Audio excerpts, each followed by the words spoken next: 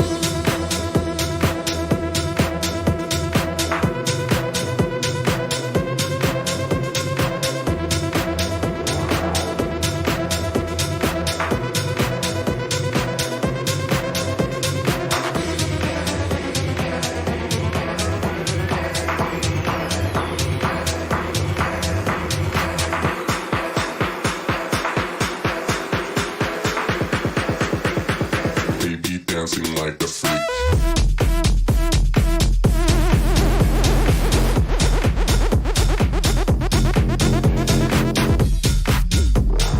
Baby dancing like a freak. Now I'm tweaking when you speak.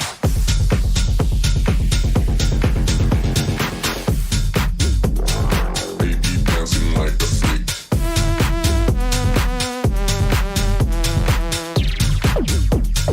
Now I'm tweaking when you speak.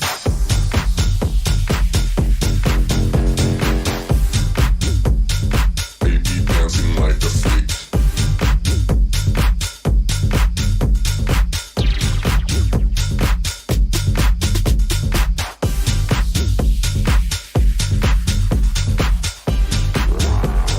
Baby dancing like a freak.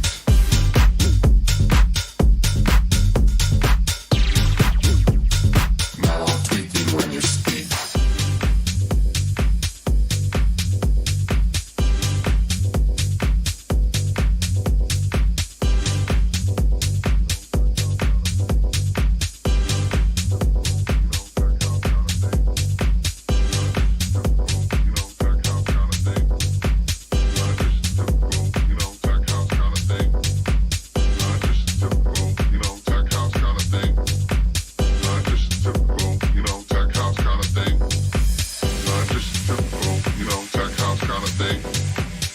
Not just typical, tech house kind of thing. Not just typical, tech house kind of thing. Not just typical, tech house kind of thing. Not just typical, tech house kind of thing. Not just typical, tech house kind of thing. Not just typical, tech house kind of thing. Not just typical, tech house kind of thing.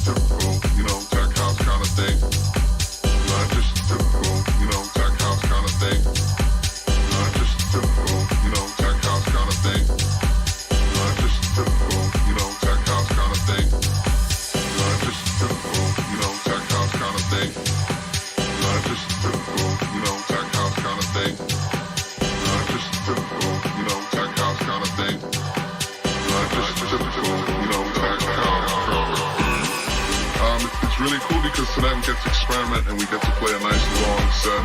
We don't have set times, it's whoever's feeling the music jumps on. A lot of back-to-back action, so it's going to be a lot of fun. We're going to be playing a lot of different kind of styles of music.